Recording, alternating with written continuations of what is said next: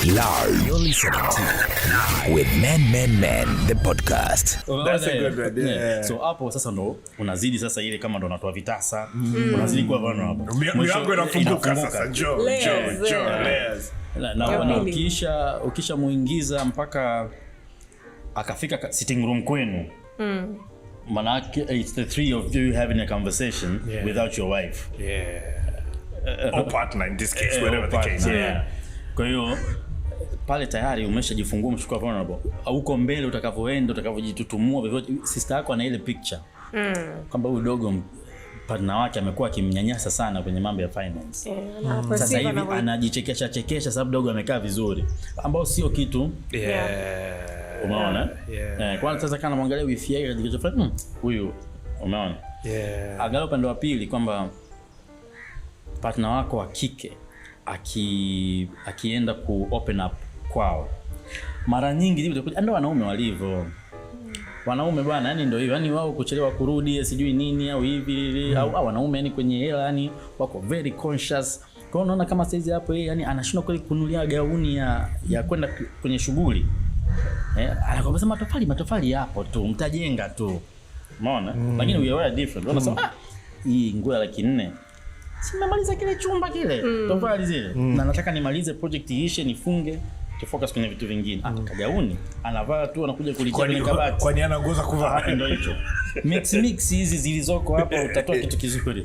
Mbona mimi narudia? Hivyo ndivyo tulivyo. So ni rahisi kueleweka kwamba wanaume ndio walivyo. Ila wewe hata kama unaenda kulia nyumbani kwenu as a man kuna kitu fulani unakuwa unafungua unakuwa kama hauja fit in katika jambo ulilolichagua ambalo ni hiyo relationship.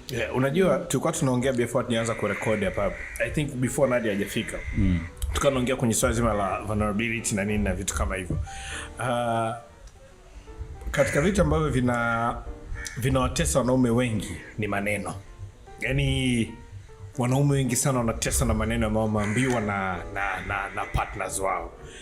Na of course wanasamea na wengi wamesamea lakini wengi yale maneno hawajasahau. Na kwenye hiyo context na swala zima la kwamba nilijaribu kuwa vulnerable nikakwambia labda na struggle na kitu fulani au nikakwambia kuna kitu fulani kwangu kipo sawa au nikakuelezea bwana kwetu kuna hiki na hiki kinaendelea. Alafu katikati ya mambo yetu ili swali likaje kutumika kama silaha kunipiga vile. You know? Kwa mfano labda unaweza kuambia mtu kwamba labda kwa mfano bwana mimi bwana labda na struggle sana na pombe mfano. Na natamani sana kuacha pombe lakini mambo yangu hayajakaa vizuri na nini lakini kitu ambacho ndani nacho. Siku umetokea gomvi no maana blame mbwa wewe. Uendelee popote. Lakini labda wakati mimi nakwambia wewe I was telling you kitu ambacho deep down ni kitu ambacho na struggle nacho kweli na ninajua ni tatizo. The moment you use that against me katikati ya conversation kwamba tunasema umepiga below the belt. Na mwanaume alivyo itakuwa rahisi zaidi mimi bora nikaongea na Bukuku tena kuhusu hilo swala kuliko kurudi kwa partner wangu. And it's a struggle ambao wanaume wengi sana wanapitia. Yaani ukionana na wanaume wengi watakwambia the biggest issue walionayo na ambao inawafanya wasiwe vulnerable kwa watu wao ni kwamba most of the time they feel like inakuwa used against them. About I think in a relate na conversation ulisema last time kwamba mtu anaitumia kama weapon ili baadaye aje kunyoshe vizuri sijui aim ikiwa ni nini. You know, in that kind of case Bukuku, is that the reason unaamini kabisa kama mwanaume piga kimya kwa maana yako kwa sababu ikija kutumia against you msiba wake ni mkubwa zaidi? Ni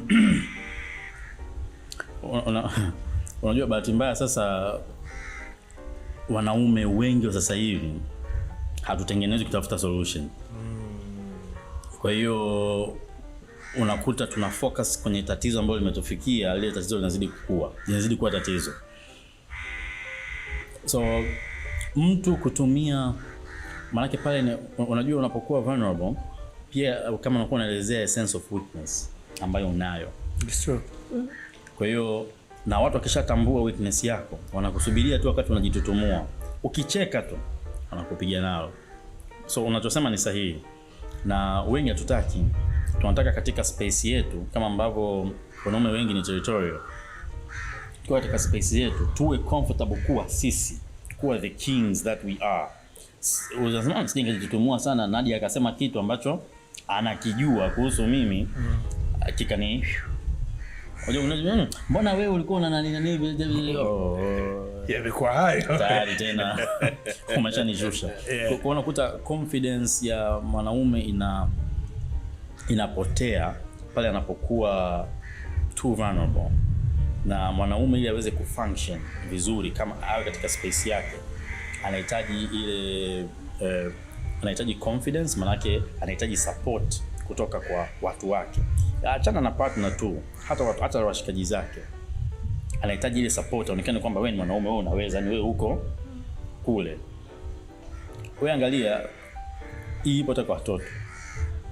Mtoto wako wa kiume mwambie unaweza kuruka, jump, wewe man nini ataruka mpaka mwenyewe utasema basi sasa tutaenda Muhimbili bure. Umeona? Kwa sababu tunapenda ile kuonekana kwamba sisi ndio sisi. Yeah, so hiyo ina nani sana. Ndio maana nikaongelea swala la space kwamba tunataka wanaume wawe vulnerable, lakini hatujaandaa wale watu ambao wanatakiwa kumpokea a vulnerable man. Yani until that man comes akiwa vulnerable, ndio mtu anasema jamani sasa hii nini sasa? What is this? Mjomba huku nadhani huku mambo sio nani. Michael amejifungia chumbani analia, yani sielewi. Umeona? So lakini tunasema tunataka Michael atoe vitu vyake vya ndani ili awe atengeneze afya yake ya akili.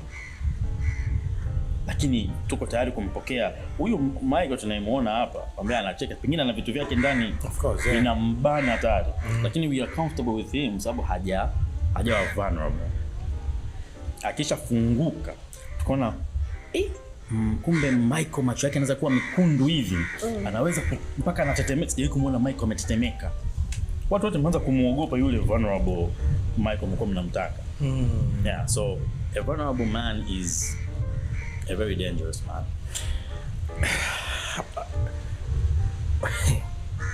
You've made me really think. Na choaza mimi I agree with you. Kwanza nakubaliana na wewe kwamba a vulnerable man, kwa sababu you can get two options. It's one, like inaweza akawa vulnerable kwako aka open up and change ikatokea for the good or ikatokea for the worst, based on wewe ambavyo namna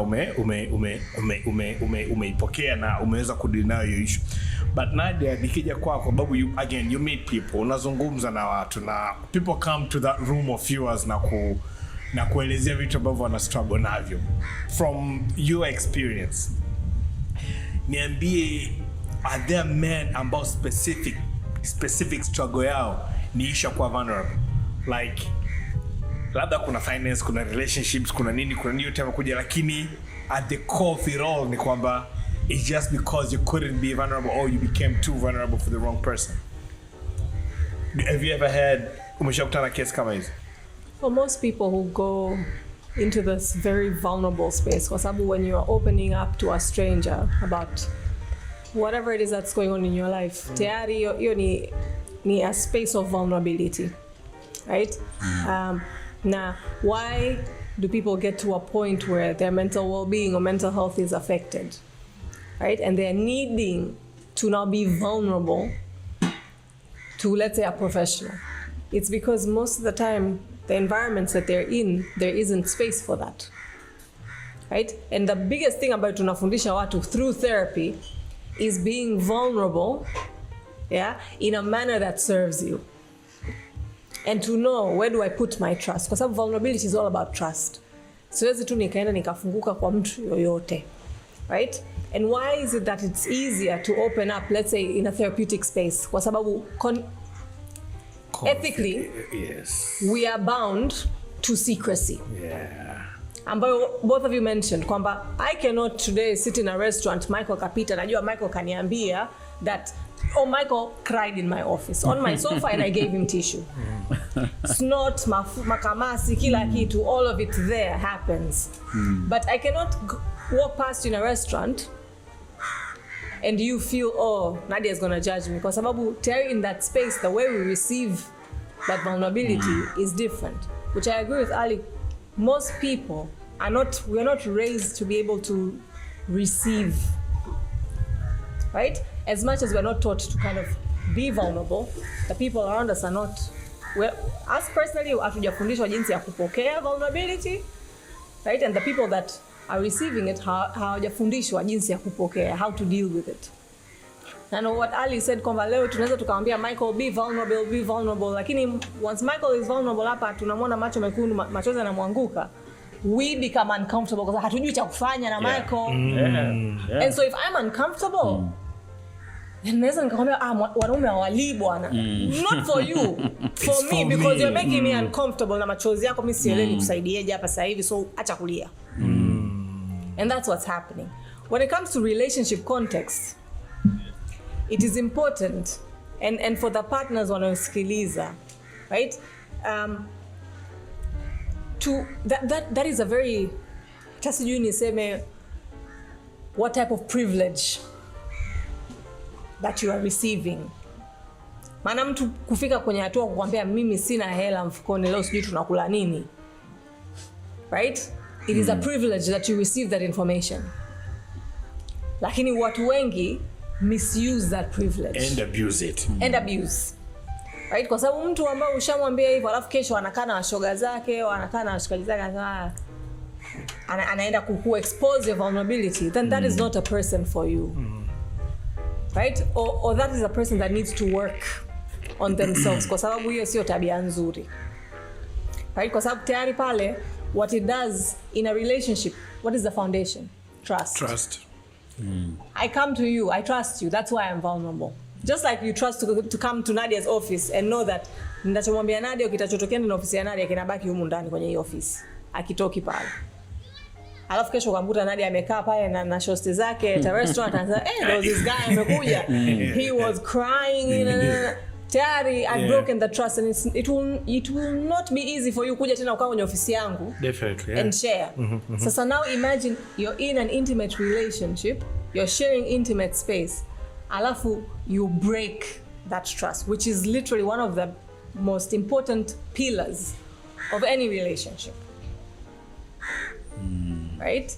So moja inakupa as the person who's being vulnerable, inakupa information about the person that you are with, that you are sharing your bed or you're sharing your space with, right?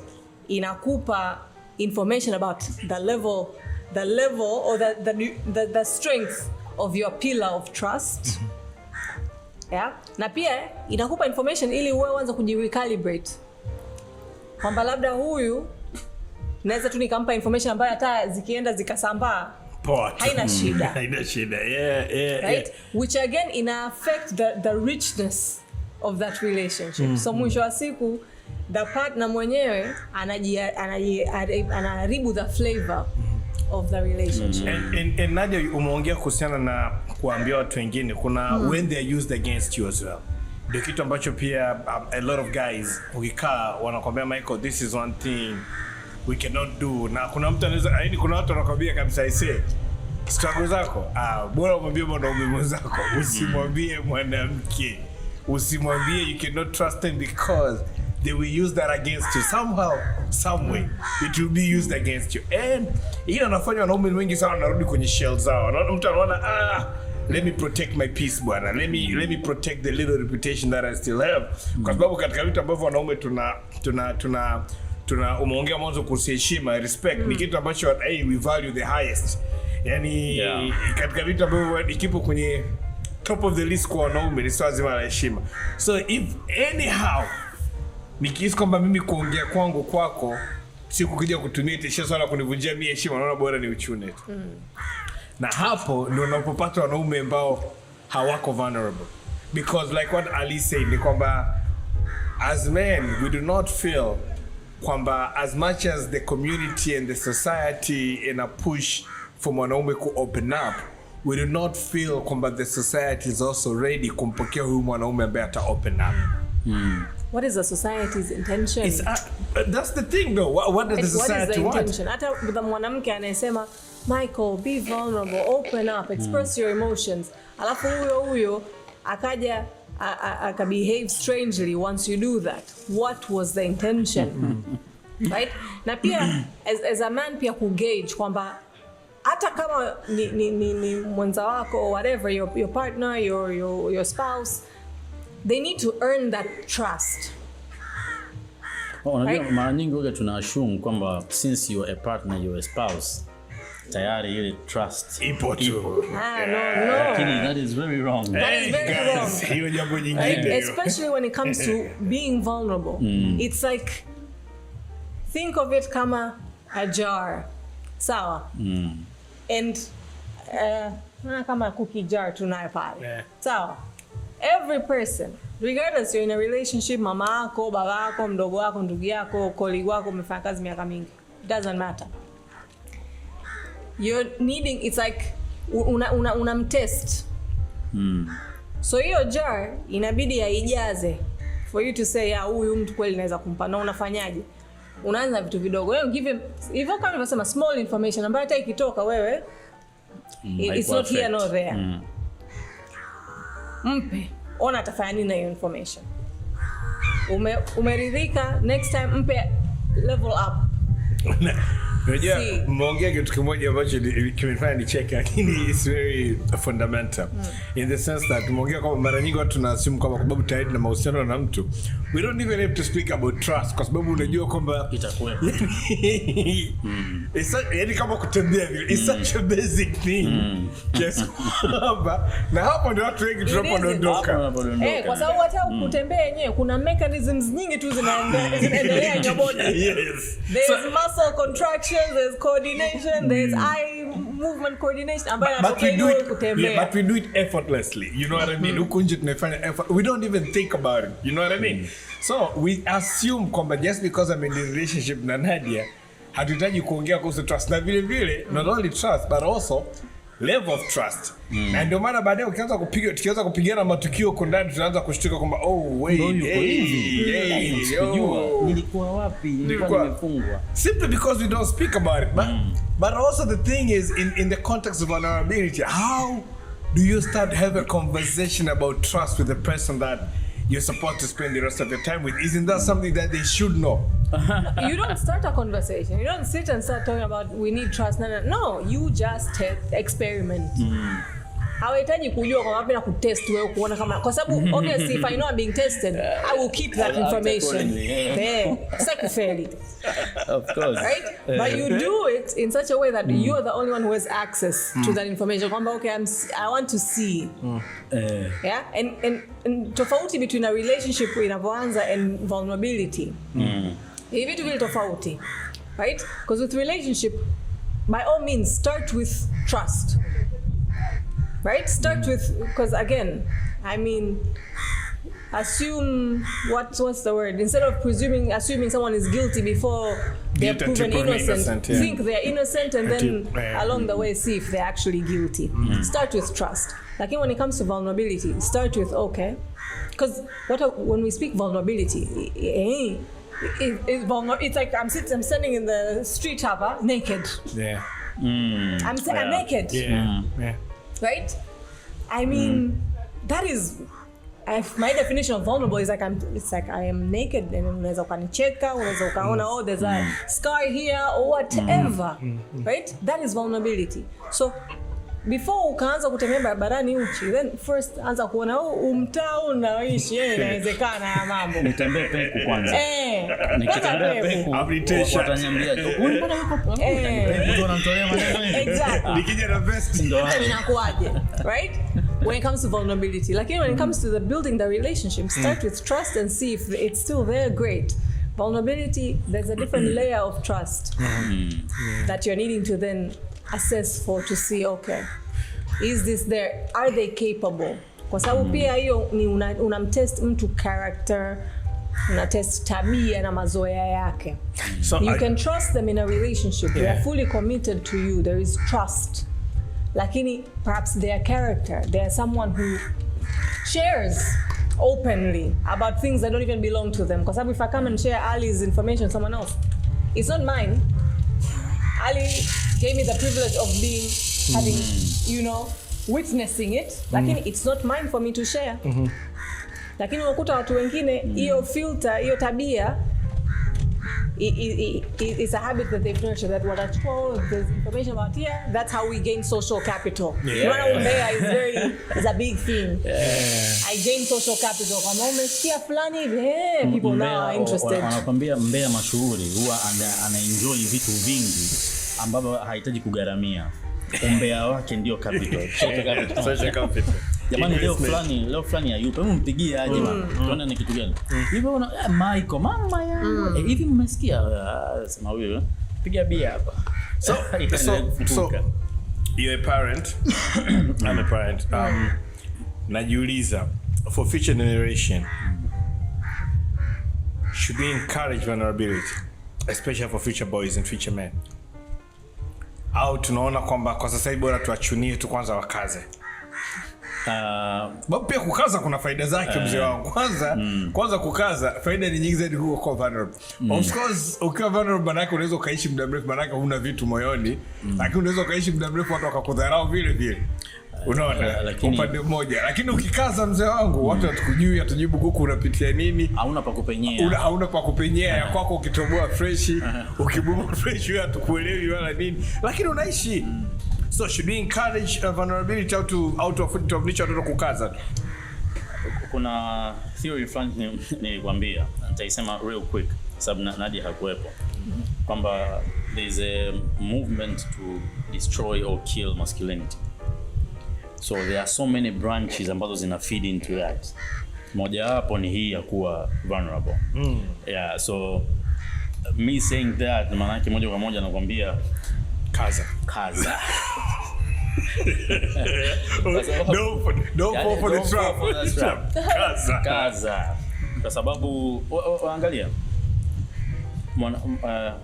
mwanamke anapenda ideal mwanaume, mwanamke a little bit taller than her, making more money than her. Sawa, awe masculine physically. Ya kitokea hivi nasema li baba mwamba hapa katokea. Umeona? The reason as to why tagusa tu ina nani kwamba utaona sasa hivi most of people ambao wako kwenye LGBTQ ambao wale ni wanaume wanahakikisha wanaweka implants sijui nini so that they look kama watu wa gym, ambao watu wengi tunaassume kwamba mwanaume wa vile ni mwanaume. Lakini sasa hivi kama mwanaume hata awe na six packs sijui nini bado lazima ujiulize, sababu wako hivi wengi ambao sio straight. Yeah. So hiyo yote ni kuleta picha ambayo ya kukoroga ili mpoteze mwanaume hasa ni upi. Yote hiyo katika kuondoa. Kwa hiyo we kaza. Bottom line, kaza. Dogo mkomalie akaze. Man up.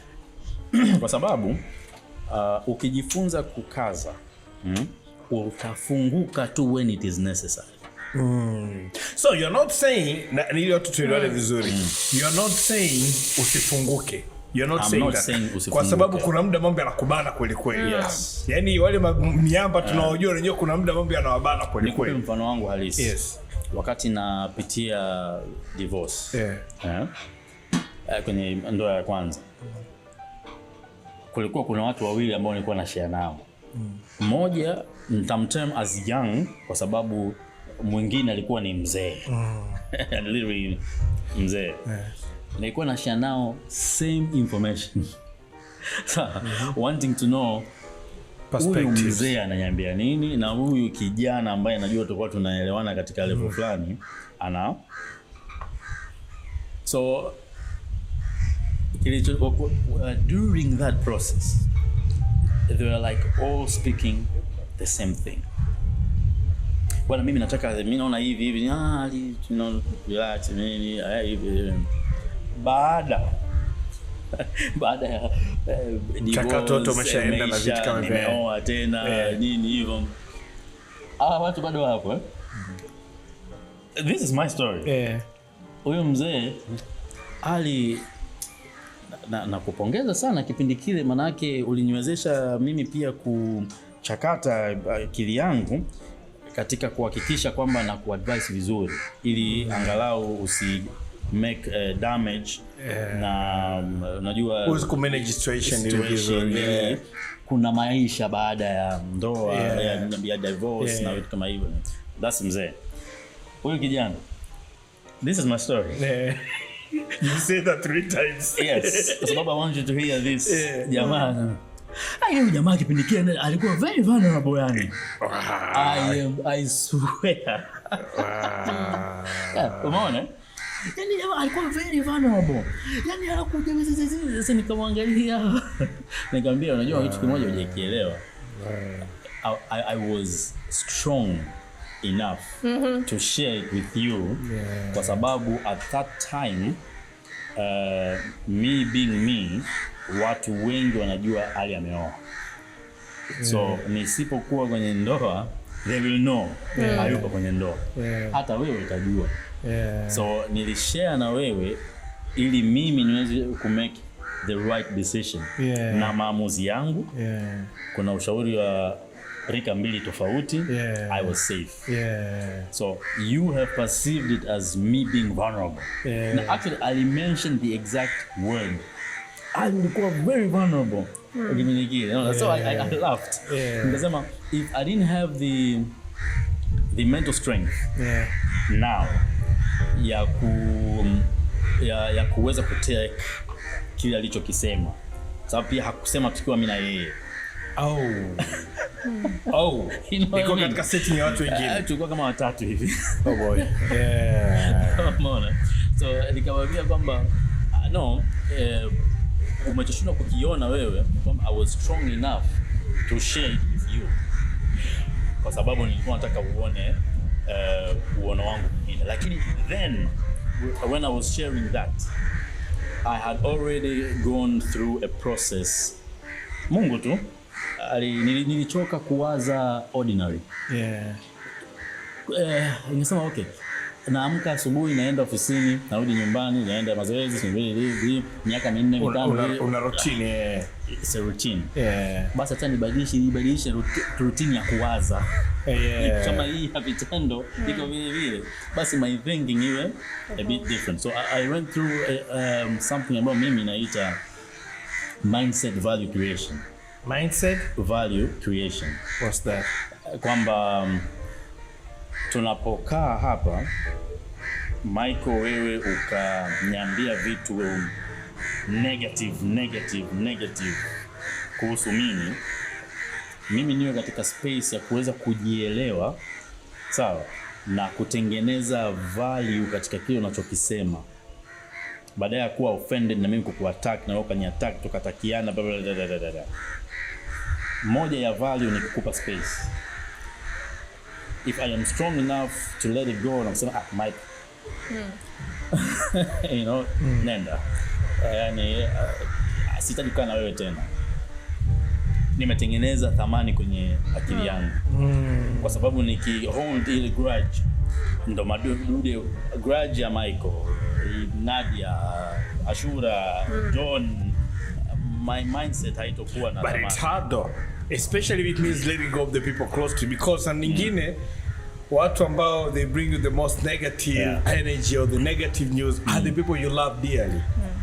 Nilikuwa nashia na Nadia this wakati tunaandana nafanya setup and I told her the same thing. It was a very hard journey. Yani hapo kabla hata mambo ya divorce hayajaja, hata usiawazi, lakini nikasema no, I need to change the way I think and see things. Na hiyo ndio ilinisaidia wakati wa divorce. So everything that was coming bombarded here, huyu anasema no, nataka talaka yangu, mimi nasema nini. Remind you, nikukumbushe kwamba wakati huo nilikuwa ndo tuna special investigation pia.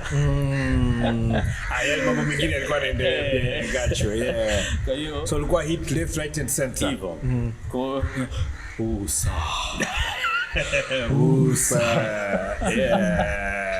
like I have to think straight. So Mike ukija wewe si react na kusikiliza, hata kama katikati hapo kuna kitu nini, nasema alitulia, let him finish. Ukishamaliza then nakupa vitu vile vitatu, unaondoka uko sorted, unakuja ndio na. So energy yangu katika kupambana na vitu ilikuwa very much reserved. So I had a lot of energy left at the end of the day. Ingawa kuna mambo mengi. Ambapo hapa ndo watu wengi tunatumia all the energy kwenye kila kitu during the day. Bro, ukirudi you are so much exhausted. Akili si kesho yake naumwa kichwa au si nini, you have a lot of sababu kwenye siku we only have a certain amount of energy. Come on. So you really need to know energy yako na devote wapi. Yeah, that is very true. And that's really great value. Come on. So understanding that na nini so I know we gotta go at some point. So this is one here. I wanna ask Nadia as we're about to. I love what you. By the way, I respect you for sharing your experience na you saying your story kwa sababu tunafundisha watu. Yes, na nadhani umetoa mfano mzuri sana kuhusu vulnerability ilivyo. Kwamba on your end you did not think you actually are being vulnerable. Like on the other hand, interpretation ya mtu ilikuwa kwamba and again that also could be inawezekana moja vitu ambavyo kwamba inawezekana wakati mimi naongea na wewe I do not think I'm being vulnerable. I just think maybe I'm sharing it with you because maybe you're my friend, you're my colleague, or ni mtu ambaye maybe unaweza kuona nielewa. Lakini interpretation yako ni kwamba nini jamaa anakuwa vulnerable kweli huyo mtu. And you talked about energy. I like that. We spend a lot of time na a lot of energy kwenye kuminasema kufight the losing battle. Yani kupambania vitu yani we spend a lot of time and energy ku-explain vitu au kupambania vitu ambavyo have make sense. You know what I mean? Ni add kitu hapo kidogo wakati tunaendelea kwamba watu wengi wanapenda kushindana badala ya kushinda. Mimi na theory yangu wanasema amani ni bora kuliko ushindi.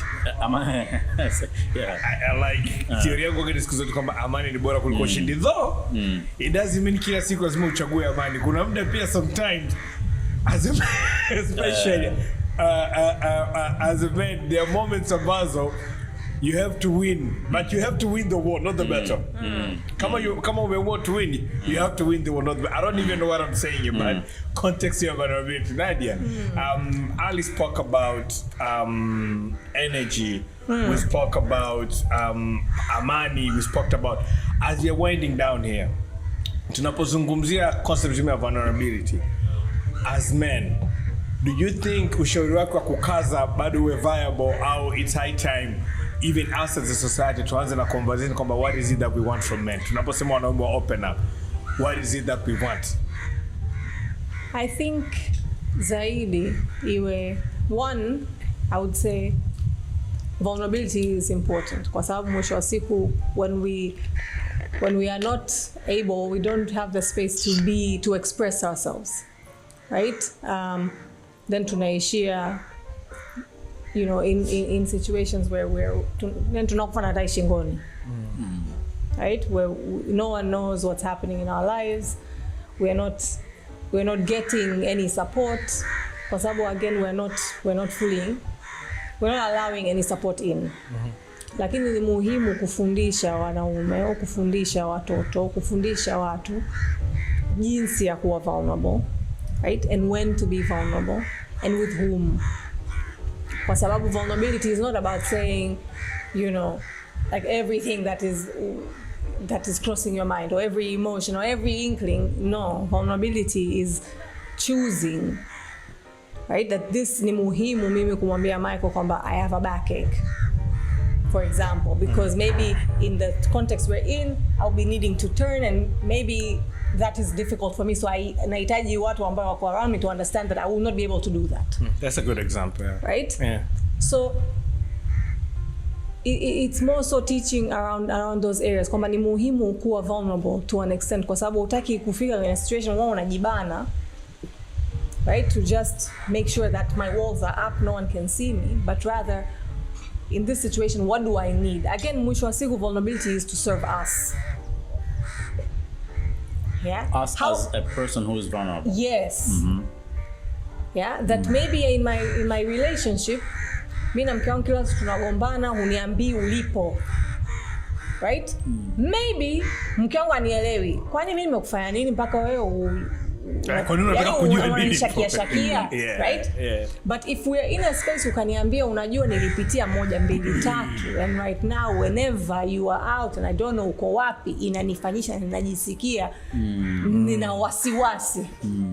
You've been vulnerable. Yule akashakuelewa na anataka kwa sababu anakupenda. Mimi sitaki uwe na wasiwasi. Mwambie my love, I'm here. Well, this is where I am right now. Right? Tayari your vulnerability, that sense of imekuserve. Kwa sababu na huhitaji kuwa na wasiwasi mkaenda kugombana. Kwa sababu tayari mwenza wako ashajua okay, hichi ni kitu ambacho ni muhimu. So this is how we can help one another. Kazini hivyo you pick and choose what do I need?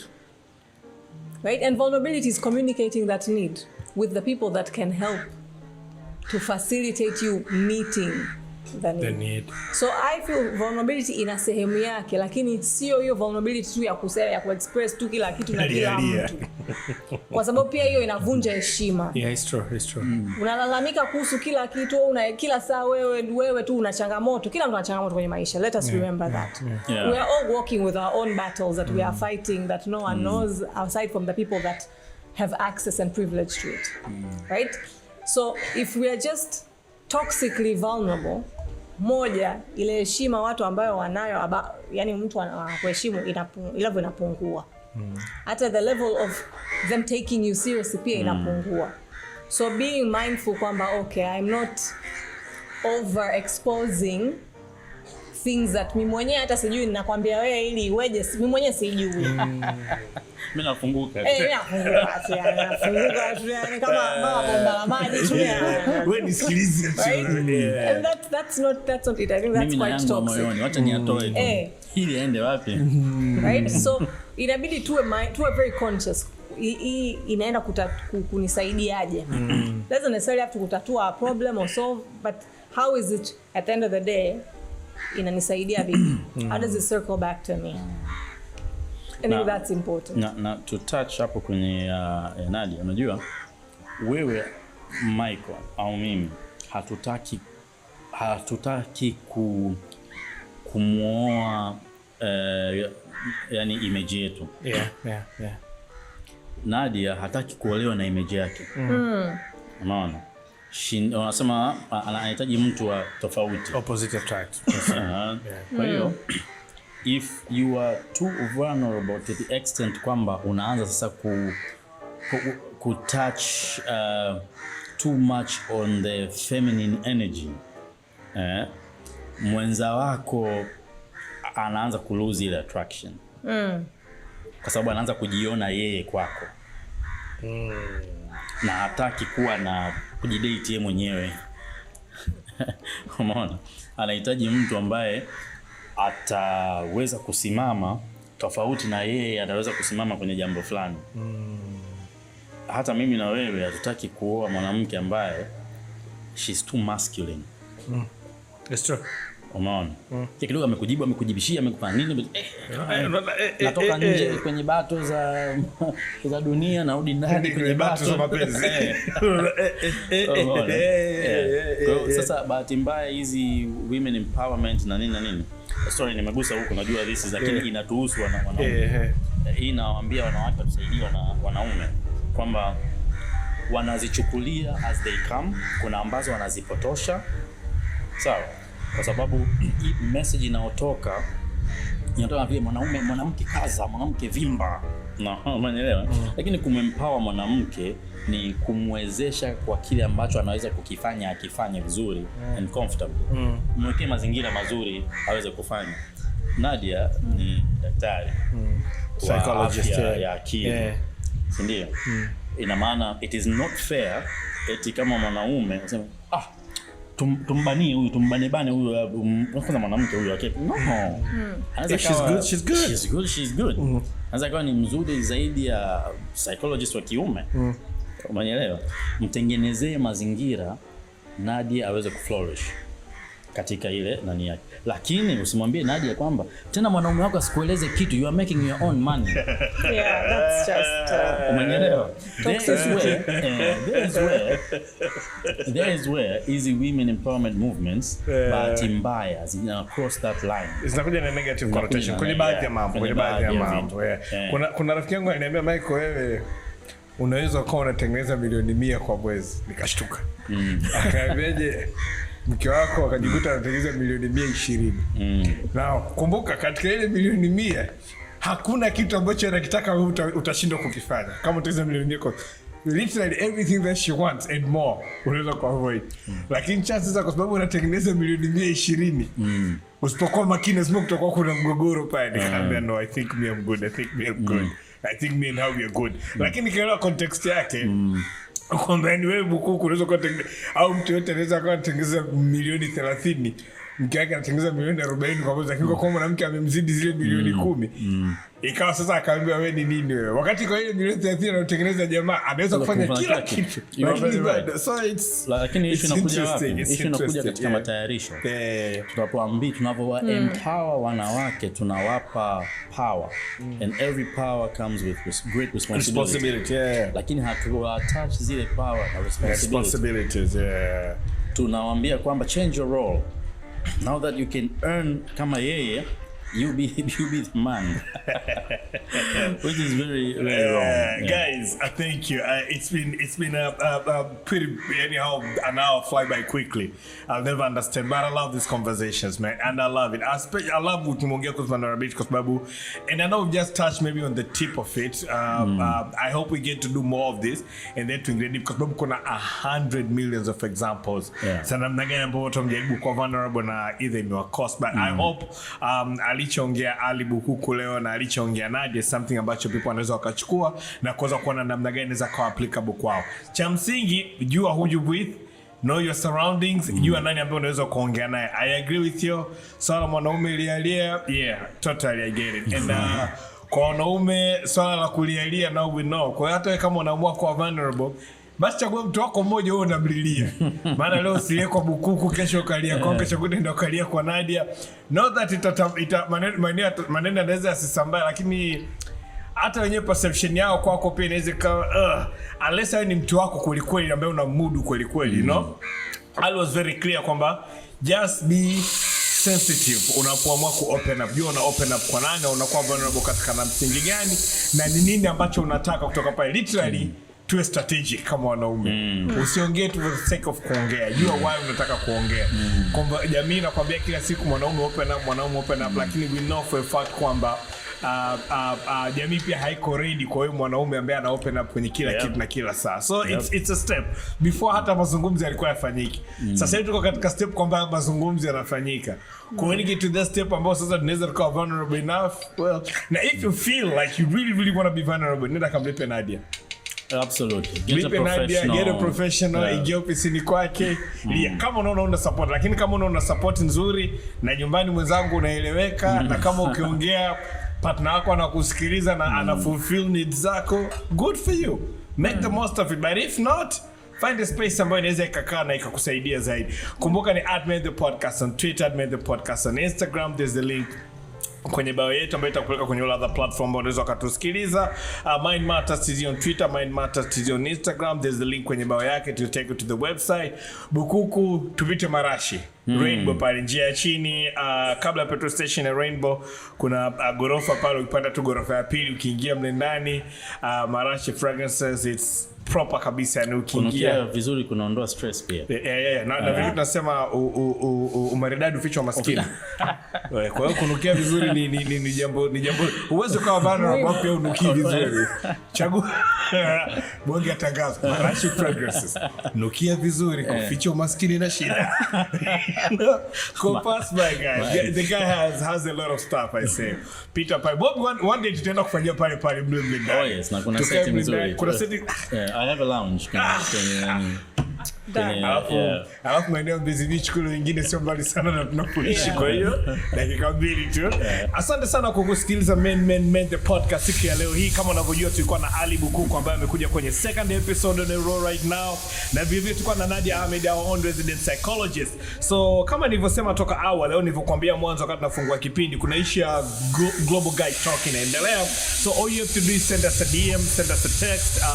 Kama una namba yangu, kama una namba ya Ally Bukuku, kama una namba ya Nadia, au send us a DM kwenye @MadeThePodcast on Twitter, @MadeThePodcast on Instagram, ukituambia kwa nini you want to be a part of that. So it's happening.